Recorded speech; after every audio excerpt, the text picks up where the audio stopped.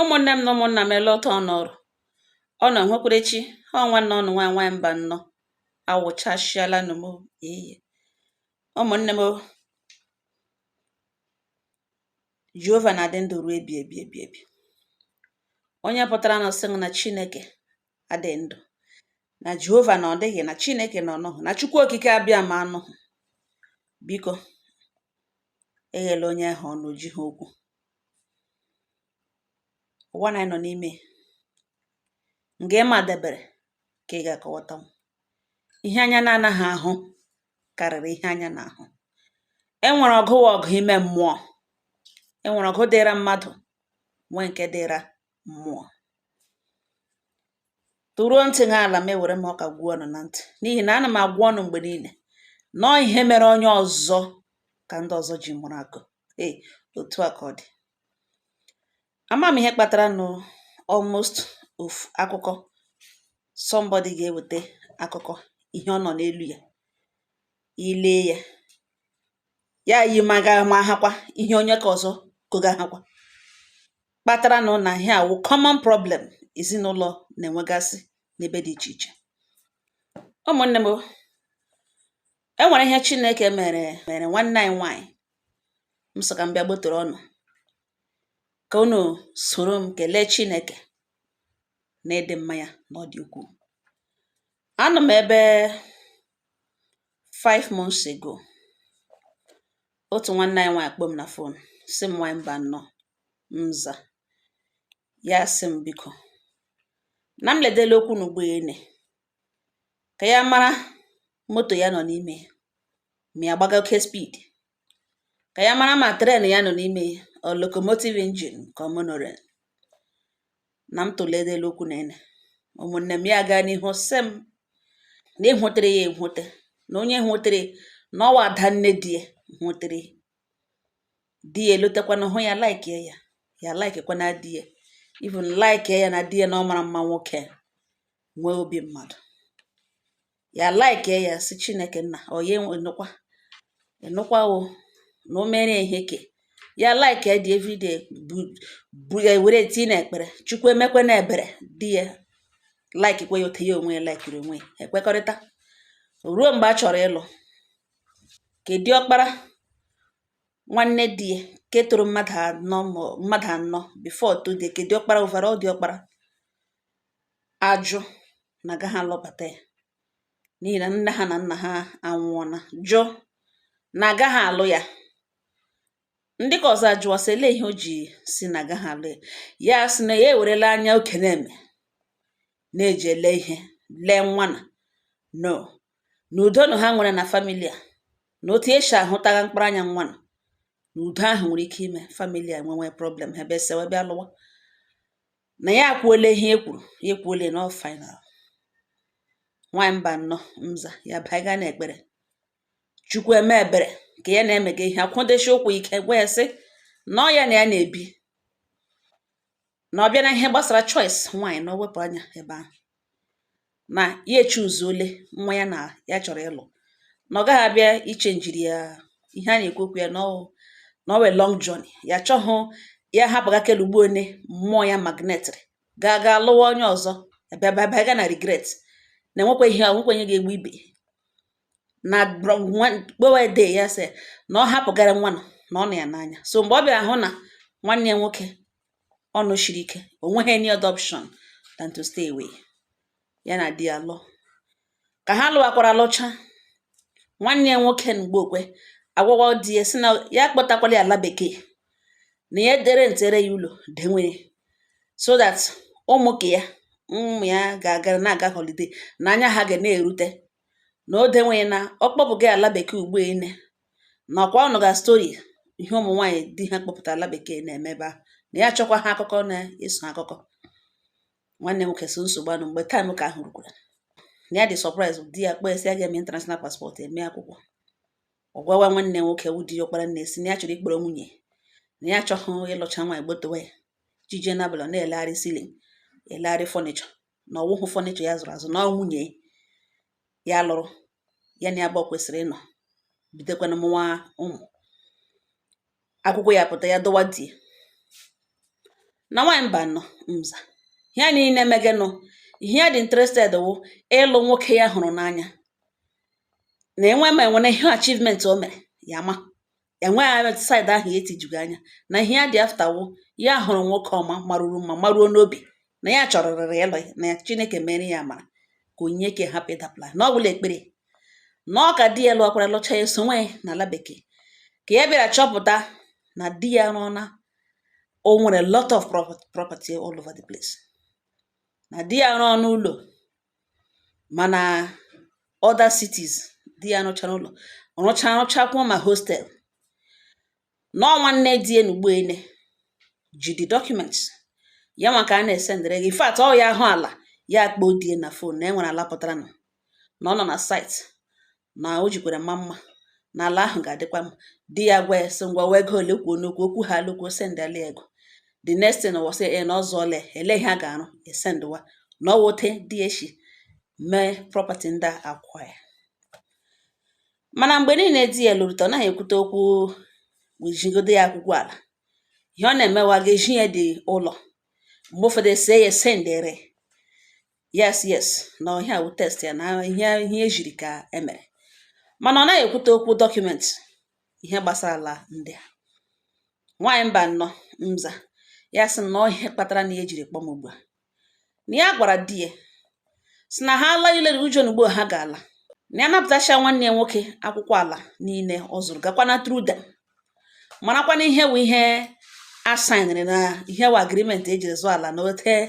ala awụ nwe nke asọ azụrụ 4 plots amarakwa na ihe nọ n'akwụkwọ na 4 plots di ya sị no dịkwa necessary no dị necessary na nwanne ya ga-elele ya anya n'ihu mee na nonsense na ya don nwere ya nyere ndị ya nsogbu ya na-ele di and igbo ya ji ụmụ nwoke abụọ na ihe ọ sara ya mgbe ya ri ime nwa dị okpere ka ọ ka na-asakwa etiti dị na di ewe onye nwere property audio property na enwebe any of the property ọ hụrụ document ya before na ya ekwutekwana ya ọsị ya na ele ihe eji enye ya obodo onwe na ka ihe eji enye onwe ya nsogbu na ya hapụga those things na nwanne ya nwoke ma otu esi ese ndịgịrị ego na ọkawa ike ya print the statement of account na nwanne ya awụghị onye ọta na ọ dị stubborn na ọ wụ eziokwu okwe hụ nnabata mgbe ọ na-abata but na o kwetara hụta ya asa ajọ mmadụ ya so oke na nwaanyị mba nọ mana somebody na-agwa ya na ya ga-mitie nwanne di ya gwa ya sị ya biko na ya chọpụtacha dọkụmentị di ya ejiri nwee property nọ ya n'aka ka ya gaa through them ọ ka ya weta photocopy ka ya ejide some copies ya elego okwu ahụ shiri ike na ya mee ya na mmadụ agwụkwa ha anwụ mana ya sị ka ya gwagodo adanne ya first adanne di ya ka ya hụ nọ n'hwotere ka ya gwagodi ya na ya amaghị ma ọ ya gwa adanne di ya ka ọ ya gaa n'aka ya ga-agwa the man ka ọ ya just ya fata ya ghọta na ya mana the man ya na-ahụta that man as a dangerous man mana di ya ahụtaga nwanne ya nwoke like that na o so na ihe ejiri kpọm ugbu a ụmụnne m okwekwele kwucha m sị nne m ya sị nwaanyị ọma ya sị toruo ntị ala gị onye ụdị ihe dị otu a ịnọ n'elu ya na biko toruo ntị ala ihe mmadụ na-amaghị ka ya enwere ọgụ nwunye ọgụ ime mmụọ nwa ọgụ dịra anụ arụ property a na-ekwu okwu ya azụchale before gị bata some of them apịala ya ọnụ mechicha before gị mee gịnị gị bata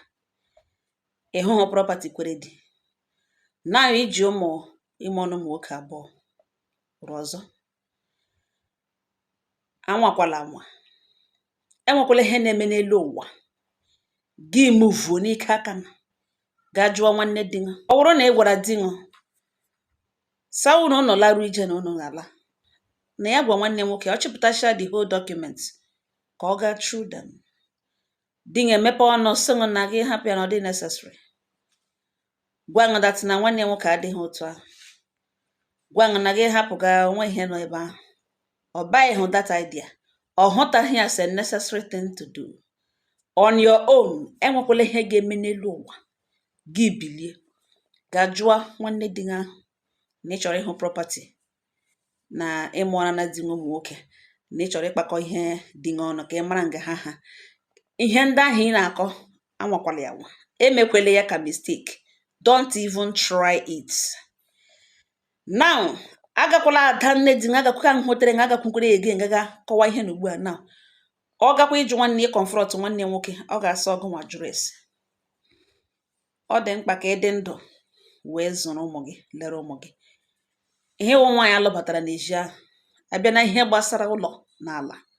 ị ga-enwe that right. Aga m asị na gbaje m ugbu a now and agala alone. Ma ọ bụrụ na ọwụ nwaanyị di ya gwara na adị ama ma nwanne nwoke zụpụtara ihe dị ote ọwa ihe property dị ote na nwanne nwoke n'aka, nwoke dị ote ekwucha anya fee aka ọ nọzighị ya, nwaanyị ahụ gawazie n'ọnọdụ na ihe di ya gwara mgbe ọ dị ndụ, ọ mgbe a ga-asị oke ngwagawa. Mana ebe di ṅụ dị ndụ ga-egwa ya sị na ya mee ka sure na ọ hụrụ dọkụmentị nwanne nwoke ji zụtagara ihe niile ọ zụgara, na ofu mkpụrụ dọkụmentị enwe nke o ji nwepekwana nke ọma ahụ eji azụ sugar distance ya ahụta na-enwe ihe ọwụ. Ụfọdụ ihe anaghị eji anya ọma eme ya. Ya sị nwa mba na lekwana ihe ya ga-eme ugbu a. M sị ihe ị ga-eme wụ ije dị anya, o wee long journey. Ọ wee nwenụ ndidi na marriage ka a mee ya ka arụgbo ya ka a pịa ya ọnụ mere ụfọdụ na-eji eme mistake. Marriage is a long journey. Ị ka nwere time. Allow your kids to grow. The worst thing that can happen to any mother or father, parents, wụ ịwụchawa ịwụsawa ụmụ ha mgbe ụmụaka nidiri ha ime anya ha amabakarị ha n'aka ebe awụsawa ha ebe a na-adọ ihe onye ọbụla ga-ahapụga wee ala. Tige dị na ekpere every night midnight ọkọ 12 o'clock gị bilite gbu ikpere tinye na ekpere gị si Chineke na ya emepe dị anya ime mmụọ ya, Jehova na ya emepere ṅụ dị anya ya, na ahụhụ ọ tara a ga-alala ha ya n'iyi, na ihe ọbụla wụ ihe ụmụ gị enwe onye ya na ụmụ gị ga-adọ ya. Ka Chineke wepụga ọnọdụ ọbụla ga-etigo ụmụ gị na ịdọ ihe ha nwa ihe nna ha kpatara ha adọ ya with anybody, na Jehova bupụrụ m ibu dị ụtọ. Ụfọdụ ụmụ nwaanyị na-ahụta na itige di ha n'ekpere na all wasting of time, ịnọkwa na onye na-etikwara m n'ekpere hello ibidebe. Map out time ọ wụrụ every Saturday gị mere nwa fasting 6 to 12 gị kpe ekpere ahụ na ihe ahụhụ dị nga ga-alala ha ya n'iyi, na ihe ọbụla wu ihe nketa, ihe nna na-ahapụrụ nwa, ihe nna na-akpara nwa na-enweghị onye ya na ụmụ gị ga-adọ oke ruru ụmụ gị. Tige dị n'ekpere one day,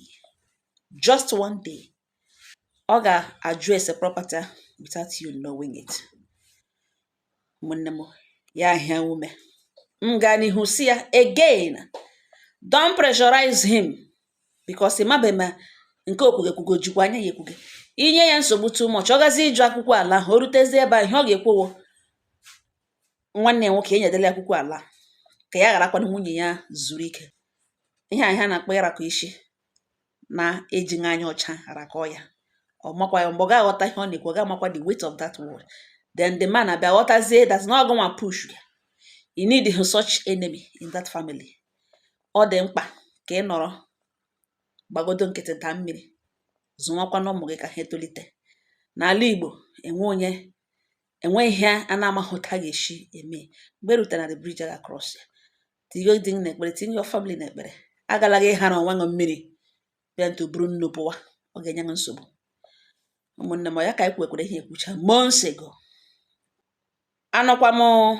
nwanne nya ahụ ya kpọọ m sị m nwaanyị mba nnọọ mza ya sị m onye mụ na ya na-ekwu. M sị nne m bụrụcha ndị mụ na ha na-ekwu n'isi, ọ wee ga nọ n'ụlọ ṅụnụ ihe gbara kpu a asọ gị na asọ isi nwaanyị mba nnọọ na ome na-explode. Ya chịwa ya bido kọwawara m onwe chetara m tie anyị kelecha. M sị hele bụ hele steji ụnụ na ugbu a. Ya sị m nwaanyị mba nnọọ wa obere ihe o na everyday ka eji eti gị die n'ekpere everyday ya eme ya ekpechara tụkwana kpekpekpekpugo Chineke. Mgbe ụfọdụkwa ya emechara tụkwa nwa fasting na ihe ya na-eme ya emechakwa even were biro nga ya na practice faith ye dee aha ụmụ ya niile, dee aha die so onye ọbụla na-akpaghe any manipulation ịmago na ụmụ nwaanyị ya practice we ọ sị ihe na-eshi ekpere nwe ekpere ekpecha ewere ihe na-efe Chineke n'aka na ajụzikwenụ ha ada nne di ya na ụta m si ya ekwutere ekwukwenụ na abalị emere nwe ekpere ya nọ ya ka ya nọ last month na di ya chọrọ ịgbarụta ụlọ last month di ya si na ya echetakwere na ije n'ugbo ya n'ala ka ya gwa nwanne nwoke wepụtacha akwụkwọ ala ahụ ka ya gagodo through them jidekwanụ some copies marakwanụ ụmụ ihe ndị ya zụga na ka ya kpakọọ ha ọnụ ya tụọ onwe ya mbụ si nụkwa na ihe di ya kwuru last month ọ chọrọ ịlọta Nigeria ya jụwa di esi ọsị echetakwere ya si ọsị echeta omenire na ọlụrụ ya di ya gwa na ya larute na ya ga ihe ya ga-ajụ na ekwesịrị ịmara those properties hụkwanụ akwụkwọ ha dịkwanụ sure na ihe utu na-ekwuwu ihe Ọnịcha na-eme ya emepecha anya so oke ngwa nsogbu ahụ nọ ya ka di ya lawara larute nwanyị mba nnọ Mza na di ya nọ na Nigeria kpọọ ya na phone na ya dị very happy inweta ya as nwunye ya jụọ di ya so ole nga ọ na-ekwughị ihe ugbo di ya sị na ya nọ somewhere nga ya na-ataratọga ihe ntatụ na ya makwadatị na nwanne ya nwoke the major properties dị nwanne nwoke na nwanne nwoke na ọwa aha nwanne nwoke nọ na those documents ya jụọ dị nwanne nwoke so why nwanne nwoke sị mgbe azụga ya na enweghị niile dị ịbịabịa sị na onye nwe ala na ọwụkwa onye nọ ala bekee so ọwa ala azụrụ with connection so ya etiga aha ya so emechazie emezie change of ownership echenjizie name mgbe a kpọtara lawyer ya this and that ya elewe nwanne nwoke sị nụkwa wait na why gwatụkwana ya this one na ya lọkọtagole Christmas ya lọtagole ya lọgide na gịnị mụrụ ọgwa ya na ya na ya abụọ nidiri ime change of ownership ya nidiri ime exchange of names ka aha ya nọrọ n'elu dọkụmentị nwanne nwoke sị nkwere ihe nọ there na ọwụwụ ka ọgwụ ya nwa na rent na ihe ndị tijuru rent na ụmụ skuul ma hostel ma gị na ọwakwa ya na ga-ego nwe ka eriga is not like na ya aha ya nọ dị a iri ya mkpa or something no condition ejiri zụọ ala ihe ya nọzi n'ụlọ ihe DS ihe a ga-echenji aha before ya na-apụ na ọ kpọọla lawyer emekwelenụ everything na ya ka emekwara ihe niile nụtara mechaa lọta kemgbe di ya ekwerelu ahụ mgbu ya ehube ihe n'ọrịa ngwesị enwe ihe ga-eme enweghị ofu mkpụrụ ihe ga-eme dị nothing elibrate ele wee librate ele were ya ekpere ahụ ekpeghe Chineke azam continue ihe dị n'ọrịa ga-awụ ihe pụrụ ya n'ahụ something mere occupy n'ahụ ya ha anọteela aka na control mind ya datin na apụọla ọ dị ka mgbe i were block dọwa somewhere at a place for so long any day ibupụrụ ya even though na ibupụla block gaghị isi ibupụ gị ọ ga-suffer some pains a ga-enwe pains and injury so ihe ọrịa ga-awụ ọwa na incubator of a particular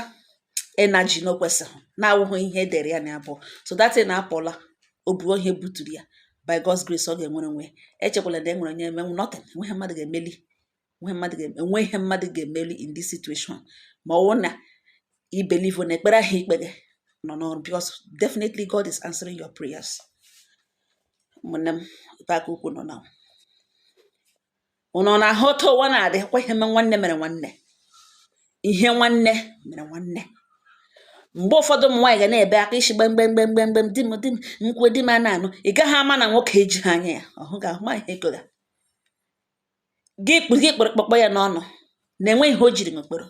na ịgwa ya okwu ọ gaghị anụ na inye dị ndụmọdụ ọ gaghị anụ na ịgwa dị gị na-ahụta ya dat na ọma ihe o mege mana ị gaghị ama na something dị wrong until you know the battle for flesh and the battle for spirit. You will not know how to confront that situation. Ụfọdụ ụmụ nwaanyị dị like this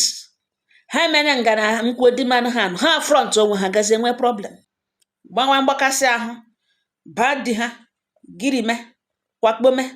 feel way out of place na enwe ihe ha jiri kporo ị ga ama na nwoke gị na-ebi n'ụlọ needed help karaṅụ iji ede dị anya enwere some things needed time he needed what time and proper approach enwe ihe a na-eme n'ike na-anaghị ada gwodo. Gị lee ihe ọ gaghị ahụ otu o kwesịrị. Nye datin time. Ụfọdụ ụmụ nwaanyị abanyela na problem alụbatara na alụbata. Ọ bụrụ na alụbata nọ n'ezinụlọ, ihe kpọrọ m bịa ebe ahụ ije di. Ọ wụghị ebe ahụ ka nne na nna mụrụ gị. Ọ wụghị ebe ahụ ka ị toro. Enwe ntọala ebe ahụ doro gị anya. Ihe bubatara gị ebe ahụ ije di. Enwe ihe ị nyopụtara dịka mistake, ọ dịka ihe ị na-ahụ na-ekwesịghị ekwesị. Ọtụtụ ihe dị otu a ga-etake time to accept correction. Ụfọdụ ụmụ nwaanyị enwene problem ebe ha lụrụ di. Create enemies ebe ha na-adọ ihe ruru di ha, ebe ha na-adọ ihe ruru ụmụ ha, na ụdị na di ha emeghị ihe o kwesịrị ime. Ga-epụta ịdọ ihe ahụ. Mba nne m, gbata ụkwụ n'ọkụ. Ije dị anya. Eji nwayọ,